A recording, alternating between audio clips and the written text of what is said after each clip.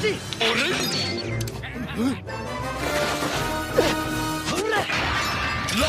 on!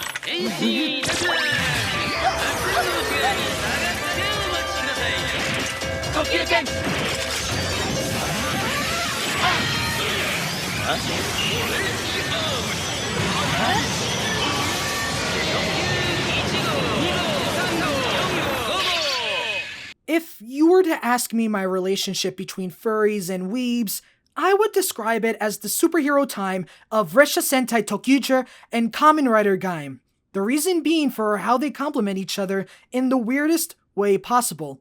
For context, in 2014 there were two major series for superhero time until the fall. Those were Resha Sentai Gozyuger and Kamen Rider Gaimu. Gozyuger follows the adventures of 5 childhood friends who were drawn to the Rainbow Line to fight the Shadow Line with the power of their imagination, while also trying to recover their childhood memories and return to their hometown.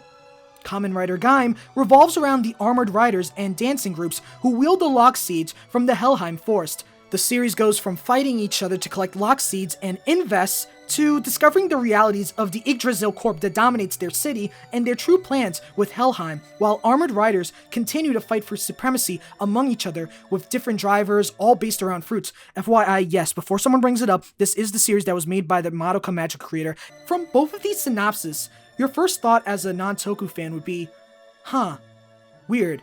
Especially when we talk about the gimmicks of each series, the Tokyuresha train devices, and the fruit lock seeds.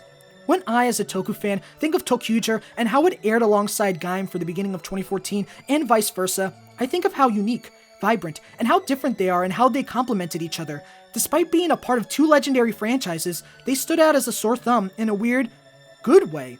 Gozyuger and Gaim had a heavy stage set for them, literally for Gaim, as the whole thing is about dancing on stage, following up past financial juggernauts like Juden Sentai Kyoryuger and one of the best rider series, Kamen Rider Wizard. And they filled their roles while having fun, but also adding their spin, and maintaining what made tokusatsu fans during the 2010s era special in a post-Gokaiger and Decade gimmick world. On their own, Gozyuger and Gaim both are fun watches with a cool cast of characters, interesting and surprising plot points, and simple yet innovative designs that can make even the casual Ranger fan turn their head and pay attention. It wasn't the Zuden batteries or dinosaur motif that sold off the shelf, nor was it a full classical fighting motif like Wizards and Magic, but what they made of the trains and fruits lock seeds motif was great. They played well, especially among the characters and their stories. They were weird, but they were weird together, and their block complemented this blend to make one of the most interesting superhero time dynamics in the 2010s. Gozyuger and Gaim had personality, their own unique name, their own charm that was heightened by them being back-to-back of each other and heightening the viewing experience of our favorite tokusatsu hero series. So what does this have to do with otaku and furry fandoms? Well, furries and weebs are like Gozyuger and Gaim themselves, except with a lot more beef. More importantly, where's Gozyuger 10 years later, Toei? You literally have a great cast for Gozyuger 10 years later. Like, what are you doing? Or at least Boom Boonja versus Gozyuger, come on. In internet culture, you'll typically see fandoms at war with each other, but one of the biggest rivalries almost everyone knows about is the bitter relationship between furries and weebs. You'll see constant beef between 2 groups online, and slander ranging from bringing up infamous figures or poking fun at each other's con life. One trying to one-up each other and look cooler, more behaved, and more civil. When the topic of crin culture appeared in discussions, especially in 2016, otakus and furries were on the line of fire of being ridiculed and laughed at, being put up and shown as their worst, and deranged for cringe and shock value. You'll always hear about how one side is seen as cringy or sexually deviant, but what hurts is it's from each other. However, with anime becoming popular and more mainstream, weebs have gotten the upper hand and are more mainstream. Whereas furries are still seen as the weirdos and losers of society, the only exception being Shin Megami Tensei 4 Lugoshi, which I covered, and its prequel, which was exclusive to Eastern Europe, Digital Devil Story Megami Tensei. However, when making this video, I realized we're like Sentai and Rider, and there are 2 factors that not only connect us, but also prove that we're not so different and somewhat united. I want you to guess the first one, but the second one is simple. Being gay, and there's no one that captures being a gay furry and being a gay weeb more than the mangaka Nagabe. In my yaoi video, I briefly mentioned Nagabe. While I didn't give him much thought as I had other BL series to touch up, I never forgot how cool and exciting it was that even furries got in on the yaoi fun. It was only until now when I decided to dive into his work, and I thought, wow, this is great. This is Possum. Oh, I was told furries don't say this. What we weebs say, so desune. Do you guys say that? Okay, fine, we'll go with the generic awesome. You guys happy? You didn't want no fun? Oh well. Nagabe has been a mangaka for around 12 years, starting around 2013 with Buche wa One, which I discussed briefly in my yaoi video. Since then, he has developed a unique style of producing mangas with anthro-male characters as the focus of his works, differentiating himself among not only the other BL mangakas across the board, but also giving himself a broader way to write about queerness in BL with the use of furries. Nagabe's most famous work is not actually a BL, but rather The Girl from the Other Side, or Totsukuni no Shoujo. And while it is a beautiful manga itself, I want to take time to highlight 3 BL mangas that not only capture how great Nagabe is as a BL mangaka, but also how he is able to translate the taboo and irresistible but forbidden desire of homosexuality into animal instincts through his animal characters. Finally, these 3 mangas also encapsulate the true and important yet forgotten bond that we otakus and furries have together. Also, fun fact, Nagabe is a huge fan of Mahotsukai no Yome, or Ancient Magus Bride, and there's been several crossover illustrations. And if you know me, you know Ancient Magus Bride is literally one of my favorite mangas ever, so we gotta check both of them out. Come on, we gotta do that. But first, before we continue, I want to shout out my sponsor and my good furry friend who decided to let me promote his work, Yuka Designs. Yuka Designs is an artist-owned techwear brand by Gam, aka Gamboy Uwu on Blue Sky, where creativity meets the furry community. Born out of a deep passion for furry culture and a commitment to our environment, with months of work behind the process. The packaging and materials are made with eco-friendly and biodegradable materials. We print our designs in-house and team up with local businesses, telling a unique story behind each design, with limitless collaborations that bridge artists from both furry and fashion senses. Yuka Designs, the future is made to provide a new staple of furry fashion to the community. To shop and support my friend Gam, check out yuka.design for more, and I hope to see more products come from him. Thank you for giving me your blessing to promote your stuff. Let's get back on with Nagabe. Now, if we learned anything from my Lugoshi vid, is that in some romance stories, the concept of cannibalism and eating one another is a part of the romantic and/or sexual undertones. I am pleased to inform you that Nagabe does contain this theme sort of in his 7-chapter manga, Eat. Eat follows the sexual escapades of Intro to Law College professor Lufria and his hidden desire to be eaten, which is fulfilled with the new student at campus, Gura. The story follows their warped dynamic and exploring their sexual desires, with the metaphor being eaten and eating one another. Right off the bat, you can tell that Nagabe is embracing how taboo the subject matter is and how warped and twisted this affair is. It ranges from being as simple as the one title word eat, to the roles reversed of an herbivore eating a carnivore, said herbivore showing pain from eating such, to of course the then realization of a college student and professor being in a sexual relationship. This goes further when we're introduced to Risa the Fox in Chapter 3, who also ate Lufria in the past. This leads to Risa and Gura, which is professor and student, fighting, and even Risa lying to Gura about Lufria leaving the academy, and Risa beating up Gura and being territorial over Lufria after being the first one to eat. There's also how Lufria and Gura never really find a private place to do it, and instead hide amongst the school, even to the point of kicking the students out when they enter without knowing the deal between the two. Everything about the manga and the main relationship is so wrong, but it works. Nagabe perfectly emulates the taboo and silent desire of gay sexuality via the idea of eat, capturing the lust in both men's eyes, as every scene they eat each other also resembles a sexual escapade meant to fool the reader into thinking this is a heated sexual lust between two men and not a want to eat another. This doesn't stop at just the simple interactions, as Nagabe's work isn't as bare bones as I thought. Rather, Nagabe puts as much thought into the characters as he does the action to better enhance the themes and experiences he tries to convey. This is best illustrated with the protag, Lufria. Lufria can be seen as a stubborn but needy gay guy who wishes to have the desire of being eaten so bad that he'll resort to cannibalizing his own students to fulfill his own desires. On the surface, Lufria sounds appealing as a protag for a gay furry manga, but what we learn about him that makes him a perfect protag for this kind of story. Lufria is considered the assassin, a no-holds-barred teacher who teaches law. He is literally seen as a figure of authority and discipline that is meant to be seen as superior to others. This is his class and teachings, and you are the one expected to follow his rules. However, as the chapters go on, we see this persona slowly but surely break. He never becomes aloof or lax, but rather, he opens up more to his perverted fetish with Gura, when only in Chapter 1, he was simply sitting at the cafeteria admiring his fetish from a distance. Lufria goes from saying a fantasy that would never be fulfilled to now being eaten in his own car and asking how Gura would react to such. Lufria, the carnivorous wolf assassin, now falls in love with the herbivore tardy student who wants to eat him. He is a victim to his own lust, his own sexual perversion. This story, this narrative, it's powerful, but while it can work with humans, the elements of anthro furries being used help heighten the narrative and taboo subject of such. We look at Lufria and Gura side to side and we see such a power dynamic between the two. While it comes off because of the teacher-student roles, it's their animal identities that heighten it. For explanation, I want you to look at Gura and Lufria side by side and forget everything I said. Think hard on what you think these characters are, who are they, and if they're wearing green for yes you can touch, yellow to ask for, or red for no. Nagabe's art style and character design shines in this, as he's able to illustrate how warped and interesting the story is by designing animals that fit into anthropomorphic archetypes and instead give them their own character, their own thoughts, and their own desire. Whereas we expect Lufria, the sinister-looking wolf, to be the confident and dominant one in contrast to the more submissive and naive-looking antelope Gura, we instead are greeted to a demanding antelope with an easily satisfied and seduced wolf, let alone for the fact that they're both men. This isn't to say it's a full 180, as there are points that show their opposite traits come through. Aside from the many times Gura will bend over and apologize, Chapter 2 captures this perfectly. After talking about going to the hospital because of biting Lufria, when asked why, Gura simply answers that he was curious.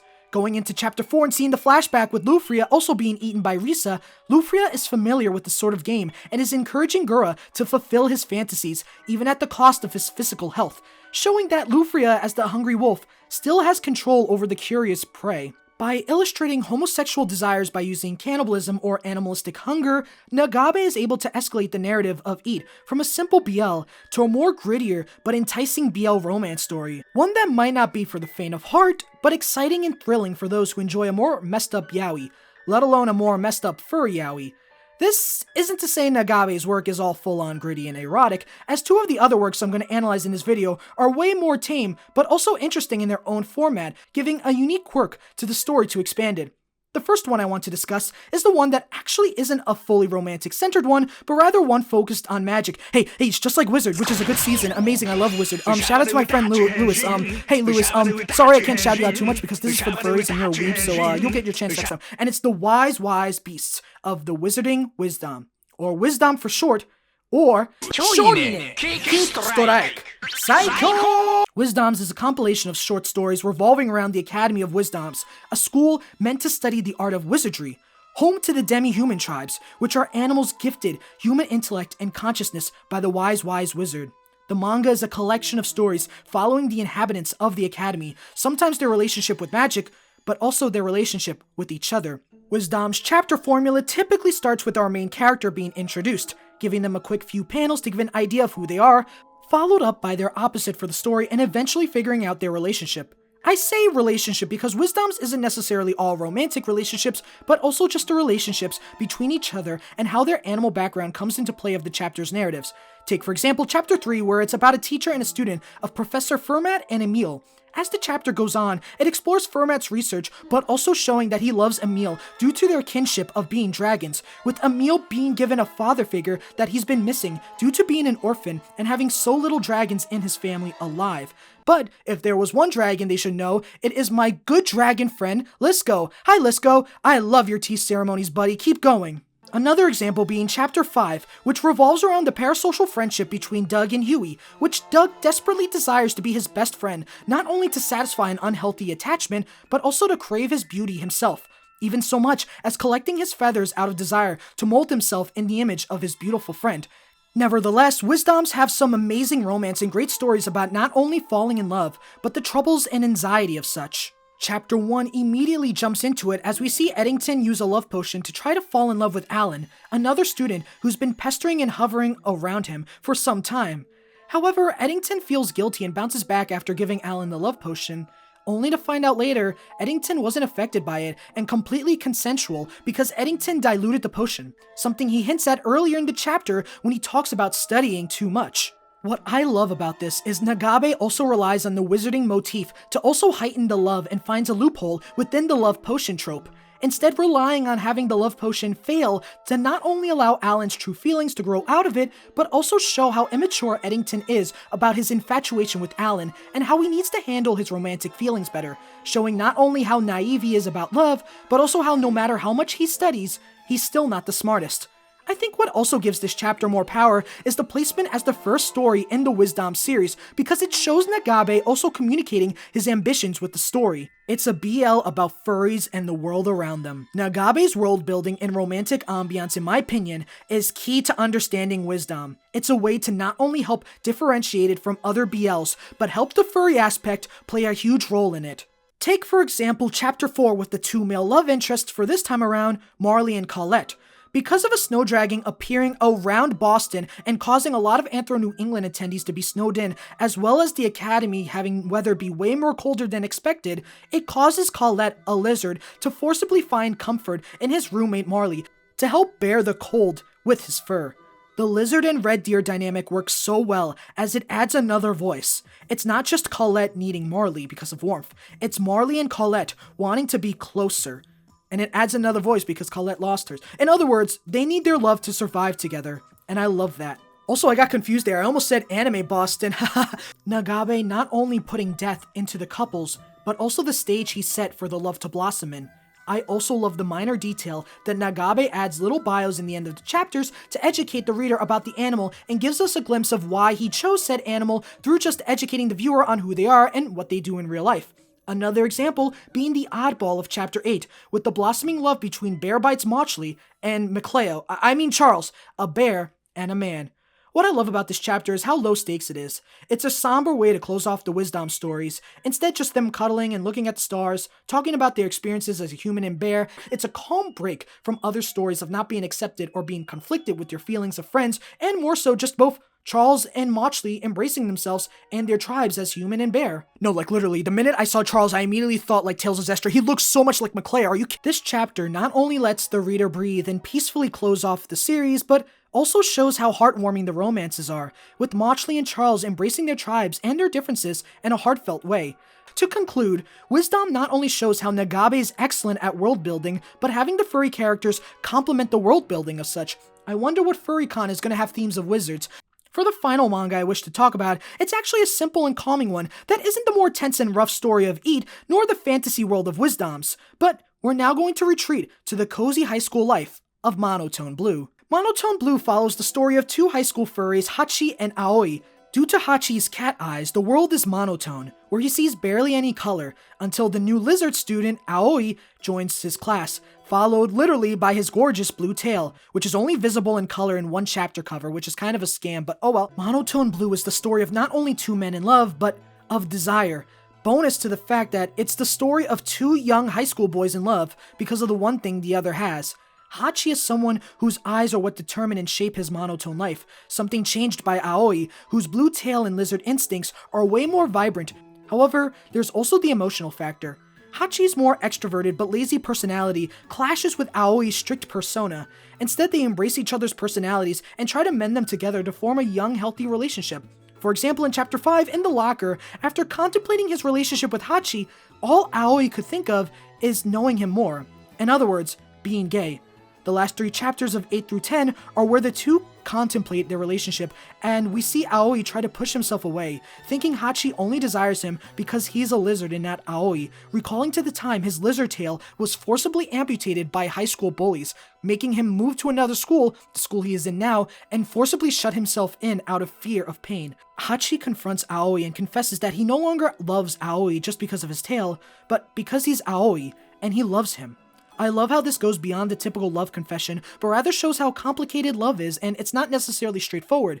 He goes from, I like your tail, to, I like you no matter what. Your tail was just a bonus. Nagabe uses furries to depict and describe the anxiety, isolation, and sometimes existential dread of being a gay young man through his work. And also, yes, I know it's anthropomorphized, the proper term, but whatever. As Aoi's story is that of a gay man translated into a lizard who's in a different world and or environment. Feeling alone and isolated, suffering from the pain and abuse he's faced for being who he is wary of who he trusts and suffers from trauma because of it. Aoi's pain can resonate with queer people reading this and fits in with Aoi's story and his anxiety. However, young gay readers can also see themselves in Hachi, a gay guy bored by society that doesn't accommodate him, but instead focuses on guys who go on karaoke group date with girls. Also, fun fact, the guy who suggested this is also a fox, and we mentioned Risa. His monotone vision, which is only highlighted by Aoi's tail, can symbolize his desire for a male lover, something Aoi can give. To me, this is what unites these three works of Nagabe together despite being so different. Furries and sexuality. Nagabe's furries help illustrate sexuality in a unique way and the unbecoming vibes of such, as well as also changing the sexual stereotypes of furries instead of just them having sex to rather them embracing sexuality and utilizing it in a narrative and illustrate the unbecoming vibe of such. Whether by the gritty idea of eating each other or the concept of loving an abnormal tail color, Nagabe is able to replicate the anxious yet exhilarating feeling of loving the same sex while also adding more to the world with the animal's unique quirks and environments. Nagabe is perfectly blending the taboo of BL and anime manga in general with the already weird connotation of being a furry and making an intriguing and fascinating BL series that appeals to both. Which is something hopefully me and my friend Fiverr can agree on, because even though we don't agree on BNA, we can agree on this. I don't understand why. BNA is such an amazing anime. I love it. It's weird. It's weird. Both of us are weird.